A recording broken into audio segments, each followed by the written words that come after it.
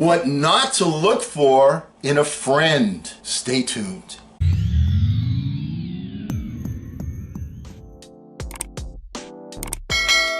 Hello again, everyone. I'm Eli's dad with Project Eli, where we educate, we lead, and we inspire. And this is the second video where I'm talking about a flashback based on friendship from my past that I wanted to share with you.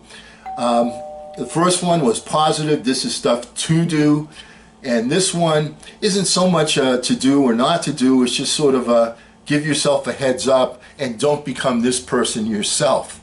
And what made me think of this was the conversation that I had with my friend, the great one, whom I haven't spoken to in a long time, in terms of, boy, I had that flashback, and then I thought of another flashback, and I want to share that with you.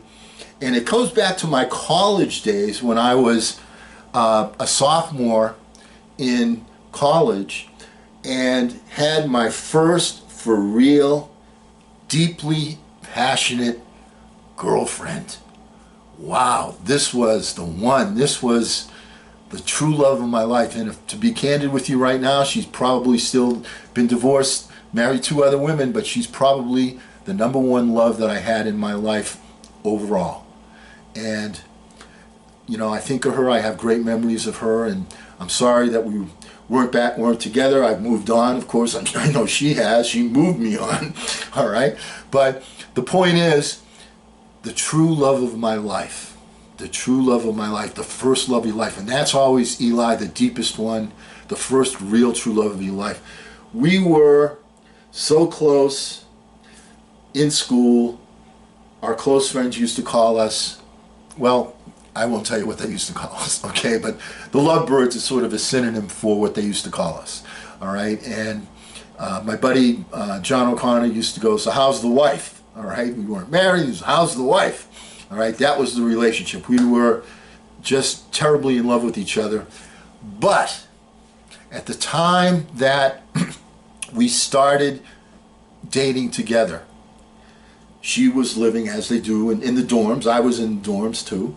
And her roommate in the dorm was somebody that just really rubbed me the wrong way.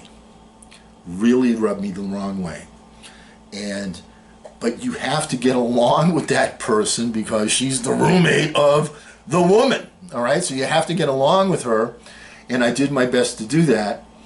And I want to share with you how I felt at the time based upon a song, a poem by a gentleman named Robert Zimmerman. I believe he's from Hibbing, Minnesota. And you'll have to forgive me. I'm going to have to kind of give it to you the way he gives it in the song. So, and the name of the song, the name of the poem is called Positively 4th Street by Robert Zimmerman. Here goes. You've got a lot of nerve to say you are my friend. When I was down, you just stood there grinning.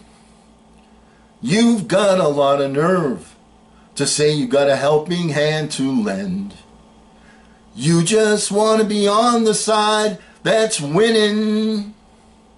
You say I let you down. You know it's not like that. If you're so hurt, why then don't you show it? You say you've lost your faith, but that's not where it's at. You have no faith to lose, and you know it. I know the reason that you talk behind my back. I used to be among the crowd you're in with. Do you take me for such a fool to think I'd make contact with one who tries to hide what he don't know to begin with? You see me on the street, you always act surprised. You say, how are you? Good luck. But you don't mean it. When you know as well as me, you'd rather see me paralyzed. Why don't you just come out once and scream it? No, I do not feel that good when I see the heartbreaks you embrace. If I was a master thief, perhaps I'd rob them. And though I know you're dissatisfied with your position and your place, don't you understand? It's not my problem. I wish that for just one time you could stand inside my shoes. And just for that one moment, I could be you. Yes, I wish that for just one time you could stand inside my shoes. You'd know what a drag it is to see you. And that's the end of the song. It goes into a musical interlude.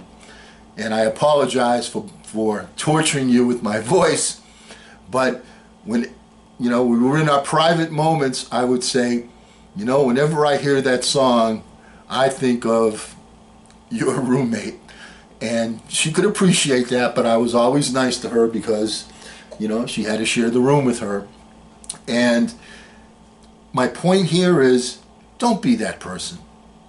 Don't be that, oh, it's so good to see you, the phony person.